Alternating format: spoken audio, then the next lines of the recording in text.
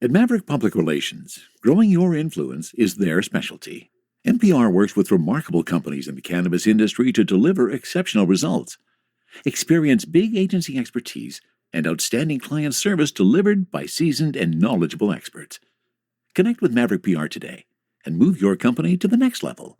Visit them today at www.themaverickpr.com. From a studio high above the clouds of the Okanagan Valley, this is the Cannabis Podcast. Exploring the world of Canadian cannabis culture, one toke at a time. Now, here's your host and bud tender, Gary Johnston. And let me be the last to say Happy New Year. All of that's behind us now. Welcome back to the Cannabis Podcast for a brand new year, the first episode of 2020. I almost said 2019, but I caught myself, and I appreciate that. Thanks for coming by. If this is your first time, I'm glad you decided to pop by and have a listen. Hopefully you'll come back every episode to hear more information about Canadian cannabis culture, or more specifically, my Canadian cannabis culture, and we do that one toke at a time. In episode 36, what do we got coming up for you? Well, we did have a chance over Christmas to sit down with my son Ian. He and his wife Christine were here for Christmas. He, of course, the composer of the Cultivar Corner jingle, so we have a rather unusual version of Cultivar Corner for you this week with my son Ian and myself. We're also going to use our resources of leafly.ca, as we have so much over the course of our existence here on the podcast. Great articles there. And this time we are going to look back at 2019 to see if there's some lessons we could have learned, and specifically looking at what has happened in each of the provinces over the last year. And the other thing I want to do is reference a story that I found on highexistence.com, and I'm really happy that they put it out. Because for those of you who do not know, Carl Sagan was a famous scientist. He was the guy who wrote the book Cosmos, did lots of instruction and education on the billions and billions of stars in our universe. The highexistence.com published an essay that Carl Sagan wrote some years ago. And he was a proponent of cannabis, although he wrote the essay as Mr. X, just simply for personal reasons, because, of course, back then it was not cool to say that you smoke cannabis. A really interesting essay. I'm probably not going to read it all, but I am going to read a good chunk of it for you today. And that and more is coming your way on episode 36 of the Cannabis Podcast. My motivation today? Some sativa I found in the cupboard. Sativa from last year's crop, actually. This was put up in December of 2018. I'm pretty pleased with how fresh it still actually is, and even more pleased with how strong it actually is. So the first story that I want to talk about today is once again coming from our friends at leafly.ca. They have done a terrific review of 2019 in terms of cannabis and how it relates to each of the provinces in our country. As you know, it has been a full year of legal cannabis in the country, and as we close out 2019, it's time to look back at how Canada regulated its own backyard. Though legalization may still be a work in progress, we have seen character-defining moments from each province. Whether defying stereotypes or upsetting long-standing reputations, we've assigned superlatives to each province based on how they handled year one of cannabis legalization. Consider it your yearbook snapshot of Canadian cannabis in 2019. Are some provinces failing at math? Didn't we all? They can still turn that mediocre grade into something impressive over the next year, right? Faith is adorable. I love the tone in this particular article. Most changed? And I am sad to say, British Columbia. In a province renowned for its vibrant cannabis culture and cultivation, buds in BC seemed poised to take their underground reputation legit. The province's history of relaxed enforcement was hard to see this year, though, as British Columbia devolved into a rather strict and, at times, comedic industry regulator. Slow from the retail perspective, ridiculous in terms of the enforcement perspective. Biggest overachiever? Alberta. Ideally a solution to Alberta's collapsing oil industry, cannabis in the province flourished thanks to an open market strategy. Out of nowhere, the province with around 1,500 operating liquor stores and not a reputation for cannabis has taken the country by stampede boasting 372 cannabis licenses issued as of this writing. The biggest procrastinator? Saskatchewan. In a province with an agricultural reputation and a strong history of orange politics, Saskatchewan is having trouble with retail execution and market diversity. Their store rollouts have been poor, and independent retailers are contending with big corporations seeking out the most market share. Most rebellious? Manitoba. Winnipeg is in fact the Slurpee capital of the world, but their conservative government is doing all it can to prevent the province from adding Cannabis Champion to their list of fun accomplishments. The province's current ban on home growing became a campaign issue in the September election, and in December, the provincial government made it illegal to carry cannabis outside of an excise-stamped container. Bizarre. Totally bizarre. Class clown? Ontario. Ontario has proven both flexible and problem-plagued in the first year of legalization, with the provincial government struggling to license and profit in the largest cannabis market in the country. Officials are somehow surprised by the province's still thriving illicit market. But with one store per approximately 500,000 people, your resident third grader might immediately suggest opening some more stores, probably. In good news, this December saw the government's decision to finally drop the controversial lottery system that currently squeezes consumers into just 25 operating stores province-wide. Least fun? Quebec. The province, home to the country's lowest minimum age for alcohol consumption, as well as prevalent video gambling and an abundance of strip clubs, should have no business establishing itself as the vice police. But an aggressive CAQ government campaigned and won with its hardline approach to cannabis regulation. Though high school graduates might be skipping town to Quebec in order to enjoy a lower drinking age, early university students in La Belle province, who have been drinking for as long as 2 years, might be crossing provincial lines to do the same with cannabis. Quebec is raising the age of cannabis consumption to 21 in 2020. Most enthusiastic, but least prepared, New Brunswick. It was looking good for New Brunswick on the first day of legalization, when Cannabis NB expressed confidence that all 20 of their promised retail stores would be open and ready for the public. In its first 6 months alone, the corporation had lost around $12 million, after Cannabis NB blamed their $2 million first quarter loss on the illicit market. Now the province is thoroughly considering selling all of their legal stores to one private buyer, and funny enough, a familiar Quebec brand is trying to step up to the podium. Most likely to miss that podium? Nova Scotia. Prior to legalization, Nova Scotia residents consumed some of the most cannabis per capita in the country.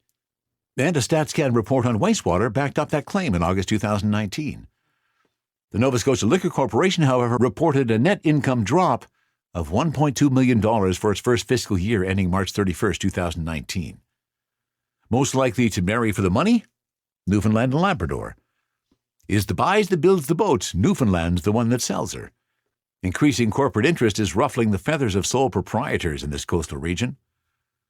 Lately, officials are doing what they can to balance entrepreneurial and corporate spirits. But the province's left hand introduced higher commissions for independent retailers, while its right signed 7 separate contracts with cannabis multinationals. Most chill? Prince Edward Island. PEI started with 4 legal stores run by Crown Corporation PEI Cannabis Management. Since then, it's been relatively quiet on this eastern front. Most cautiously optimistic, Yukon. Yukon began with a single cannabis store run by the province, giving it a shelf life of 1 year until private retail could expand in the territory. Their plan worked, and the temporary Cannabis Yukon closed exactly 1 year after opening, while 2 private stores sprang up to absorb consumers in Whitehorse and Dawson City, respectively. Most likely to do a victory lap? Northwest Territories. Midway into legalization, the cost per gram of cannabis in the territory was higher than average, something the government attributed to high-potency product. At the end of August 2019, the Northwest Territories announced they had fallen short of revenue goals by a whopping 80% for the 2018-19 fiscal year. Most room to grow? Nunavut. To start, the Nunavut government didn't intend to sell cannabis in physical stores at all, though online sales were permitted through the Nunavut Liquor and Cannabis Commission and their agents, namely Tweed and Vertical. Sales struggled in the territory, leading the government to lower its markup per gram from $4 to $1 on dried flower. Although the territory allowed for both public and private stores by the end of year one, neither have materialized. And thanks once again to the folks at Leafly for preparing this look back at 2019. And the article's writer is Soj Ramsey-Taylor. Thank you very much for your efforts in keeping us informed. It's been an interesting year, 2019, from a cannabis perspective. It can only get better for all of us in 2020. THC, CBD, terpene profiles, what's in me? Oh, please explain to me. Cultivar Corner, Cultivar Corner, oh yeah. Cultivar Corner, please explain this stuff to me. All right, this is going to be a rather unique version of Cultivar Corner because it's not often that I have sitting across from me in the studio the composer of the jingle that let us in here. Ian, my son, welcome. Hello, thank you. It is so fabulous. We've had both Ian and his wife, Christine, home for Christmas, along with our other son, our daughter-in-law, Rochelle, our other son, Sean. I better mention his name or I'll be in trouble. Rochelle, and of course, our granddaughter, Fiona, were all here for Christmas. So, yeah, I thought, take advantage of the opportunity. For anybody who has listened to the podcast, you know that Ian was one of the people who helped me initially get it started, figuring out how to put it together technically and how to get it published and all that. So I'm still thankful for those assistances. And of course, you've heard the jingles as they have developed over the years. And as you know, I love playing the Cultivar Corner one. Yeah. So, and in fact, and you also know that I have spoken on the podcast many times how you should not be afraid to give cannabis as a gift. Very pleased to tell you that my son Ian heard that and followed that. And in fact, Cultivar Corner is flower, which is a local product from Kelowna here, actually, local grower, and it is BC Diesel. This was my Christmas present from my son Ian. Mm-hmm. And I have been very, very impressed with it. Yeah, it's nice. Plus, I got some other things. We sat down to play a game that Ian, and this is a card game, is called Deluxe Weed, where you get to unleash your inner hippie again with 7 new characters. Yeah. Well, we did give it a good try. We tried. It needs some work. I think the final assessment on the game was, it clearly was developed by some people who were sitting around smoking some dope. Yeah, and they thought something. This would be a great idea. And what we think was missing in the process was somebody who was there to say, okay, you might have gone too far now. Yeah. Because there are characters like Wendy Weed Whacker and Bug Spray and Potzilla. Fun game anyways. Give it a try. Yeah, not bad. Deluxe Weed is the game. Yeah, and then I got another book. It's as if there's a theme developing here. And this was a book, and I'm really looking forward to reading this one. This is the inside story of the BC pot boom. It's called West Coast Smoke by author Drew Edwards from Nelson. And a lot of the story is about Nelson, which is also a place where I'm from and have a fair amount of history in it. So good job on the Christmas gifts. Thanks. Yeah, I'm glad it worked out. Yeah. So how you been? I've been great. Yeah. It's nice to be here for a few days. Nice to get out of Vancouver and take some always time is, off. isn't it? We've been real busy. Yeah, nice. Yeah, it's cool to see the studio too. It looks really great in here. Cool. Well, it's nice to have you here instead of having you on the remote. Last time we did this, you were still in Vancouver. That's right. So it's cool we can do it either way. Yeah. So welcome. Thanks for dropping by. Thanks for having So me. let me get your assessment of cannabis legalization after a year. Yeah, well, I mean, I can't complain. But yeah, like I think as I said before on the show, like we were in that gray area right before legalization in Vancouver, it was madness. There's shops everywhere, every block. Absolutely. And hot deals left and right. And then there was that 1 week where legalization was coming and everyone went crazy with sales, and it was something we'll never see again. It was madness. It was just so cheap. And then so now it's legal, and there's one legal store near me downtown Vancouver. Okay. It's like an Apple store. It's really flashy. It's a very high-end, classy display kind of thing. Yeah, it feels like a upper, like a fancy clothing store or Yeah. something. Yeah, as many of them do. And yeah, I mean, you can buy a doobie there for $18. They have an $18 doobie. It's 0.5 grams. Yeah, so Did you say 0.5 of a gram? it's not even for the big. It's not even the $18? big one. Not even a gram. It's just a regular sized doobie. And it's So is this $18. like diamond encrusted? I guess or- it must be very special ganja, but I don't know. Wow. So yeah, I still end up going to. There's still non-legit stores like Dana Larson, right? Dana Larson has a absolutely. store. Yeah, he was on the podcast. I had him Yeah. as a guest once. He has a store near my house that's been open for 10 years. I think it's called the Dispensary. Yeah. Yeah. Um, and he and- got busted just a little while ago, Yeah, didn't he? the provincial Cannabis Protection Plan or something. Yeah, whatever the There's a new cannabis police team, force is. enforcement team, and Yeah. they came on October 30th and they stole all their products. But he's back open again, I hear, 2 Yeah, they were hours open after that. the same day, but they just didn't have any weed. So he's still going. So prices are still pretty good there. Yeah, so they have $5 grams and $8 grams and 10 and sometimes $11 grams and Which is better than an $18 joint. yeah, certainly. And they have just so much selection, and everybody really knows what they're talking about. Yeah, it's super yeah. busy. It's always busy. Yeah, not surprising. So yeah, I've got from there pretty often, and then I've used the BC government mail order once Yeah. or twice. It's novel. It's cool that it exists. Yeah, it gives you that access. And as we talked about the last episode, they have, when it first came available on the 19th of December, there was 4 of the new edibles that were available on the BC Cannabis site. Oh right, there's edibles now. Yeah, so that's going to be changing over the next little while. Yeah, it's cool, but I mean, I haven't really. I'm basically still buying pot like illegally for the Yeah. most part because the legal stuff it's just really expensive. It and is. It's not really available to me. It's still so there. much. You're so true. Which was one of the things that I thought was cool when I woke up on Christmas Day. That's when we're recording this. Christmas Day 2019. And I was thrilled to see on one of our local news sources a better year forecast for pot. And I mean, obviously, you and I have been talking about this a few times, and I've expressed my opinion that one of the things I think is the problem with our legalization is no politician yet has stepped up to say, I smoke cannabis. I enjoy it. I don't think we should be so scared about it. And that hasn't necessarily happened yet. But let me just read you the first part of this story, and then we can chat a little about it. So Premier John Horgan has said, it's the best of times for cannabis users in British Columbia, but they could be even better. Since recreational cannabis became legal in Canada in October 2018, access to marijuana has become a matter of waiting for the mail to arrive, how true that is, or visiting a licensed dispensary, but something's still missing, says the Premier. First part I'd like to say is, I'm glad he finally noticed. Right. Because it is so true. So the next paragraph, Horgan says he wants British Columbia to take better advantage of the province's worldwide reputation as a producer of top-notch, award-winning weed known as, of course, BC Bud. You've Yeah, heard you've me been say saying this that. for a while. Isn't that cool that Yeah. finally they're doing something Yeah, about it it? seems like he heard you. And maybe he did. Hey, John. Are you listening, John? If you are, welcome. I'm glad you came along for the ride.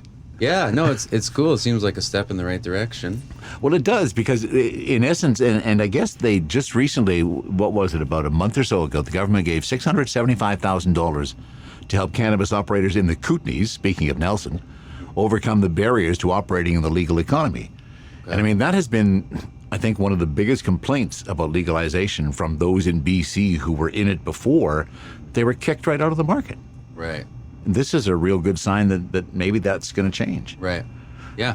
Has there been any talk about cooperatives down in your area? Have you heard any of that?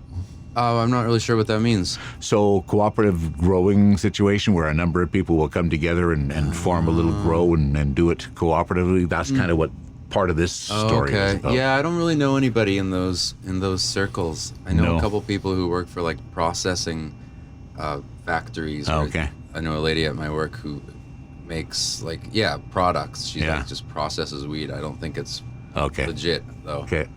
Cool. No, I'm not sure. I really don't know. I don't know anybody who grows. Well, it's changing anyways. It's nice to see that our provincial government is finally paying some attention Yeah. to the landscape and realizing that some change has to come to bear. Because, yeah, there's just, I mean, to your point, Ian, yeah, it is legalized, so we know that. But, you know, there's still so much stigma that's out there, and we see it all the time. and also it just still confuses me that if it's been legalized, that there's still pot that's illegal. It doesn't really make sense. That's that, true.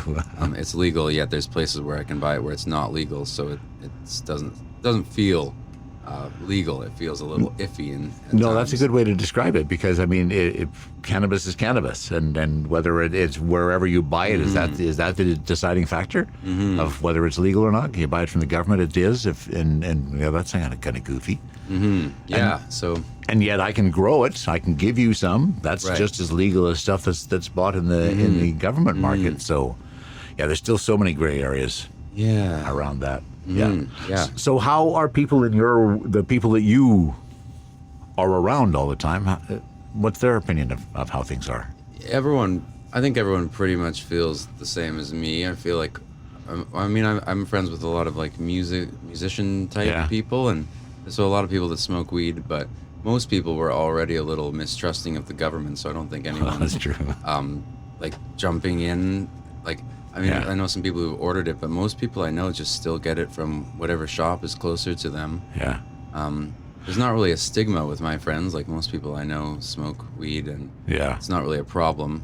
And with your friends, as opposed to probably some in the smaller communities, like the Okanagan, for example, as you say, most of them are getting their sourcing from the illegal stores rather than their old dealer who used to drop stuff off in their back door kind of thing. Yeah, that's true. Like the guy I know who used to sell weed, he's stopped doing that. Yeah, there's no market there for him anymore. Yeah, but that actually happened not when it got legalized. It happened when there was all the illegal shops, because they were just so great and convenient. Sure. And so much selection. So he got priced out of the market, kind of. Yeah.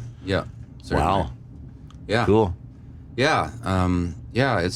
It's interesting. It's something, but really, like, I was fine how it was before anything was legalized. Nothing's really changed for me. True I enough. didn't feel. I'm lucky. I live in Vancouver, and cops aren't really super concerned about someone smoking a joint or something. So I wasn't really that cautious before, and nothing has really changed. So although I'm gonna fly later today with some ganja on me, and so that's kind of for your funny. first time. Yeah. You mentioned that. I gave him some of the stuff that we grew last year. Thinking, well, come on, son's home for Christmas. Got to send him off with some of your products, that's right? Cool, yeah. So and then as I say, you can fly up with up to 30 grams in Canada, as long as you don't get diverted to the States. Well, that's the thing. Yeah. I read Air Canada says that if that happens, you're responsible for getting yourself out of there, basically, like you. Well, it happened about 2 weeks ago. There was a flight that got diverted into the States. They had no intention in it, and what they told everybody was to flush your stuff down the toilet. Oh, that's so they had this big line of people dumping their product down the toilet before they went through customs. Isn't that criminal, just to instruct someone to avoid the law by? Well, could very well be. That Very well be, but of course, they're in a similar situation. They don't want to get hung up by all these people not being busted for that's crazy. Crossing the border. Yeah, that's crazy talk. Yeah, pretty crazy talk. Well, anything else you'd like to relate in terms of what's happening in your world these days? Well, yeah, I don't know. I mean, it's like I say, it's interesting to see it happen, but nothing's really changed that much for me. Well, that's good to hear. Yeah, it's in a sense. Yeah. There was nothing that dramatic that's because I know some people had problems with well, as we've talked about many times. Here in the Okanagan, the access has been the biggest problem. Right. Unlike you down there hasn't been a whole bunch of, you can still go onto an Indigenous land and find a bunch of stores, but you got to travel a fair distance to do that. I've also heard a lot of people talking about these, the abbreviation is MOMS, mail order marijuana. Oh, absolutely. Yeah. Yeah, the plethora of those out there. Yeah, and they're like hot deals. Yeah, I've been solicited by a few of those. I still get a couple of emails from people on that. Well, the listeners to this show are like their ideal customers. Yeah, totally the ideal customer. I'm sure they do want to advertise. In fact, there was one that approached me. I can't remember the name of it, and I probably wouldn't say it anyways. But they had been talking to me for a number of weeks about being a sponsor to the show, and then I actually looked at the legislation and realized that I could talk about them all I want, but as soon as any money exchanges hands or any product exchanges hands, that crosses the boundary of the legislation. So that's why I haven't pursued any of that. But There you go. We'll see. It's a changing environment. Well, I'm so glad that, dude, two things. I'm so glad you came by for Christmas, just personally, and to have you at home. It's been a blast. And secondly, thanks again for all your help in putting the podcast together with all the music and stuff that you've done for me. My pleasure. And the intros and extras. People are always asking me, who is that does the intro? And so I explained. So cool. Yeah. Thanks very much, Ian. I appreciate it. And hopefully you'll have yourself a good flight back home, and you and Christine can have your own Christmas. Yeah. Yeah. Thanks, Dad. Yeah. Excellent. Thanks for having me on the show. You bet. Take care. Are you ready for liftoff? Don't miss Canada's #1 cannabis conference and trade show, Lift & Co Expo, coming this May 12 to 15 to Metro Toronto Convention Centre. Level up your industry intel at the Lift Cannabis Business Conference. Connect with movers and shakers from across the cannabis industry and preview new products and services from 250-plus exhibitors. Plus, everyone loves Lift & Co Expo's prizes, live music, and more. Visit liftexpo.ca for tickets. That's liftexpo.ca. From the cannabis-infused studio in the clouds, this is the Cannabis Podcast. And we finished today with an article from highexistence.com, and I really appreciate them putting this together. This is about Carl Sagan. Most of us remember Carl Sagan as a brilliant scientist, and if you don't remember Carl Sagan, look him up, Google him, you'll figure it out. He was a popularizer of both the methods and progress of human knowledge. Some know him as an advocate of space exploration and peace on Earth. Some will even recognize his brilliant work in the science fiction community, as a writer himself, and as a commentator on sci-fi authors such as Arthur C. Clarke. Few, however, know that he wrote an absolutely thrilling and insightful essay on the merits of the psychoactive properties of the cannabis plant. Writing under the pseudonym Mr. X, due to the political sensitivity of coming out as a smoker, Carl starts out by going into the well-known sensory enhancements bestowed by cannabis, most notably those which occur during sex, while listening to music, and while savoring art. While these qualities are important and valuable in themselves, the true magic of an altered state of consciousness lies in its paradigm-shifting potential, as Sagan eloquently explains. And it is my pleasure to read this essay for you now, and again I will read a good portion of it, but there may still be portions you need to fill in for yourself. Dr. Sagan's profound Mr. X essay. It all began about 10 years ago.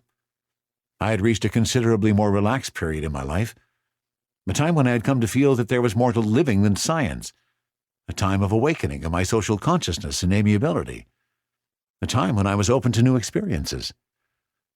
I'd become friendly with a group of people who occasionally smoked cannabis, irregularly but with evident pleasure. Initially, I was unwilling to partake, but the apparent euphoria that cannabis produced and the fact that there was no physiological addiction to the plant eventually persuaded me to try. My initial experiences were entirely disappointing. There was no effect at all, and I began to entertain a variety of hypotheses about cannabis being a placebo, which worked by expectation and hyperventilation rather than by chemistry. After about 5 or 6 unsuccessful attempts, however, it happened. I was lying on my back in a friend's living room, idly examining the pattern of shadows on the ceiling cast by a potted plant, not cannabis. I suddenly realized that I was examining an intricately detailed miniature Volkswagen, distinctly outlined by the shadows. I was very skeptical of this perception and tried to find inconsistencies between Volkswagens and what I viewed on the ceiling. But it was all there, down to hubcaps, license plate, chrome, even the small handle used for opening the trunk. When I closed my eyes, I was stunned to find that there was a movie going on the inside of my eyeballs. Flash! A simple country scene with a red farmhouse, a blue sky, white clouds, yellow path meandering over green hills to the horizon. Flash! Same scene, orange house, brown sky, red clouds, yellow path, violet fields. Flash, flash, flash. The flashes came about once a heartbeat. Each flash brought the same simple scene into view, but each time with a different set of colors. Exquisitely deep hues, and astonishingly harmonious in their juxtaposition. Since then I have smoked occasionally and enjoyed it thoroughly. It amplifies torpid sensibilities, and produces what to me are even more interesting effects, as I will explain shortly. I can remember another early visual experience with cannabis, in which I viewed a candle flame and discovered in the heart of the flame, standing with magnificent indifference, the black-hatted and cloaked Spanish gentleman who appears on the label of the Sandeman sherry bottle.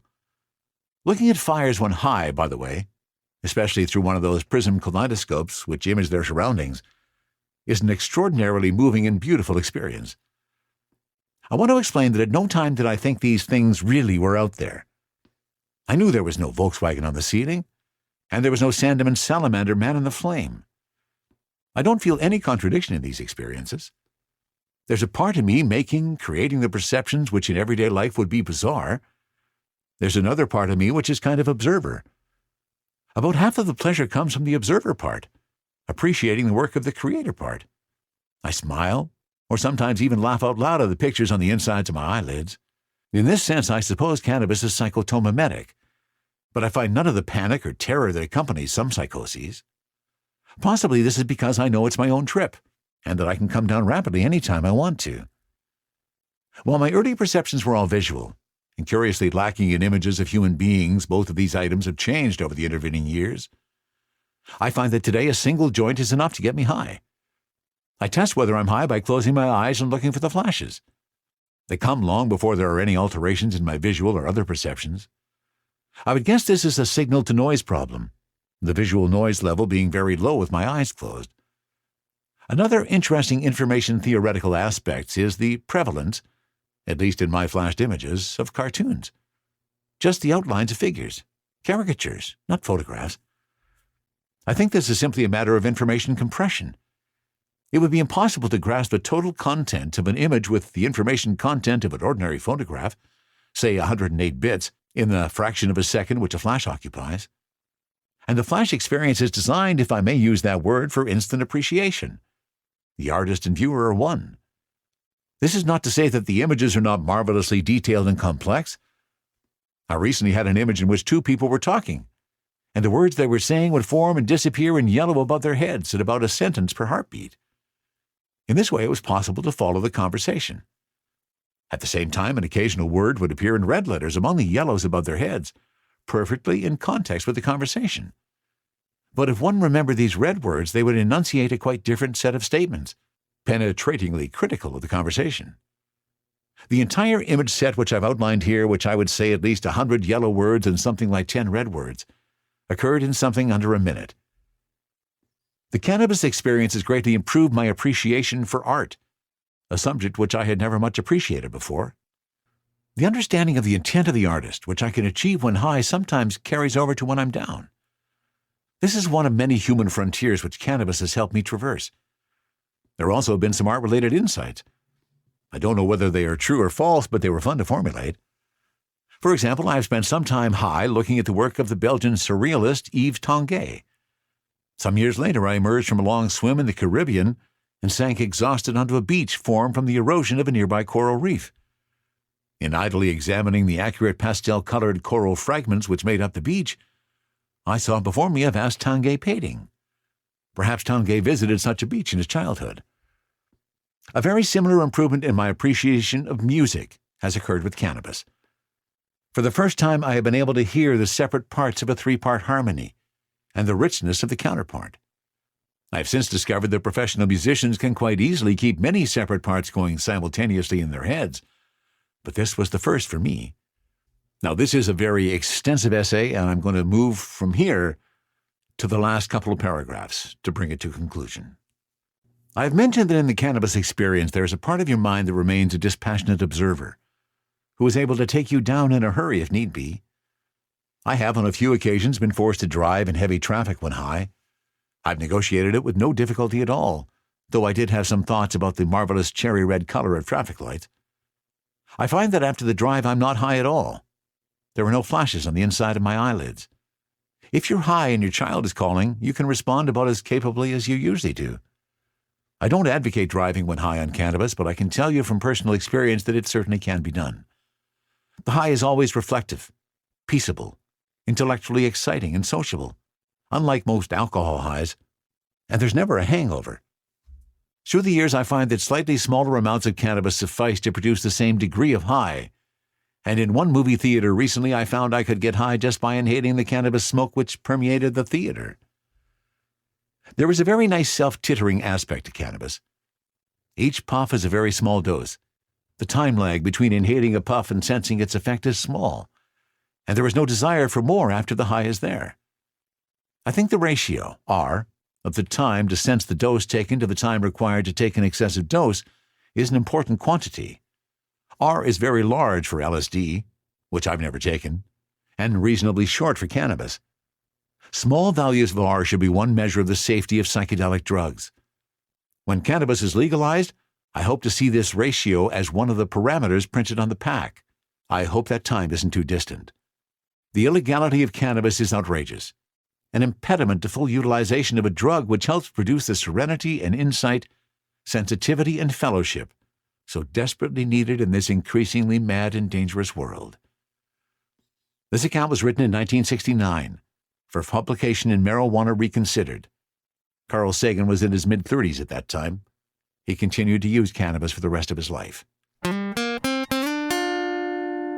And that just may be enough for you to wrap your brain around for this episode. If you ever have any ideas of things that I should talk about, people you would like to have interviewed for the show, please let me know. info@cannabispodcast.com. Remember as well, you'll always find all of the links to any of the things that I've talked about back at cannabispodcast.com. That about wraps it up for episode 36 of the Cannabis Podcast. From the cannabis-infused studio, high above the Okanagan Valley, this was the Cannabis Podcast.